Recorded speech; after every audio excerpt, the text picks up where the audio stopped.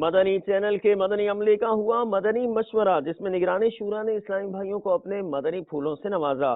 عالمی مدنی مرکز فیضان مدینہ باب المدینہ کراچی پاکستان سے ایک اور مدنی خبر ملاحظہ کیجیے۔ ماشاءاللہ آج مدنی چینل کا مدنی عملے کے ساتھ مدنی مشورہ کرنے کی سعادت نصیب ہو رہی ہے۔ اللہ تبارک و تعالیٰ آپ سب کو شاد و آباد رکھے۔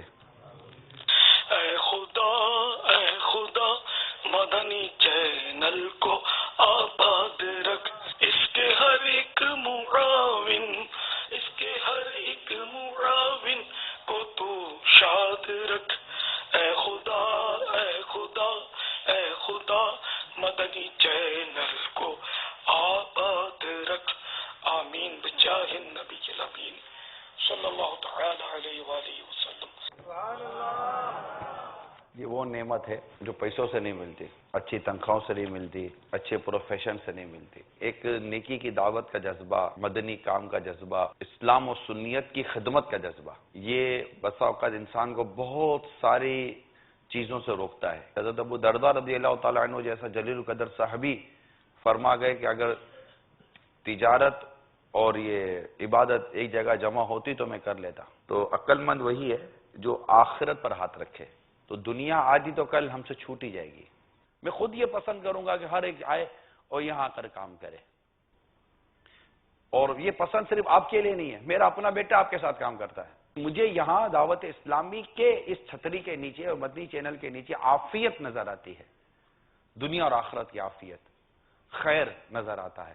آج کا جو ہمارا جو مدنی مشورہ ہے، اس کے چند مقاصد ہیں۔ ایک مقصد یہی ہے کہ ہم اولاً اپنی دعوت اسلامی سے محبت کریں کہ دعوت اسلامی امیل سنت کی خون پسینے سے سینچی ہوئی تحریک ہے۔ مدنی چینل کو آپ اپنے مقصد کو پانے کا ذریعہ بنائیں۔ کہتے ہیں سبب کا کشکول بنا کر اپنے رب کے حضور حاضر ہو جاؤ، تمہارا رب تمہارے اس دن کی بھیک تمہارے کشکول میں ڈال دے گا۔ ویری سمپل سی بات ہے، یعنی گھر بیٹھے رہنے کی تعلیم نہیں ہے ہمیں اسلام میں، رزق کمانا ہے، رزق حلال کی کوشش کرنی ہے، یہی سبب ہے کہ آپ گھر سے چلے، آپ نے کسی بھی سبب کا کشکول بنا لیا کہ مولا یہ سبب ہے، آپ مدنی چینل کا سبب بنائیں، کوئی کسی اور کا سبب بنائے گا، کوئی کسی اور کا سبب بنائے گا۔ اس اہم ترین اور عظیم شعبے میں بھی بیچارے بعض اسلامی بھائی غفلت کا شکار ہو جاتے ہیں، مسجد میں ہیں، نماز پڑھنے نہیں جاتے۔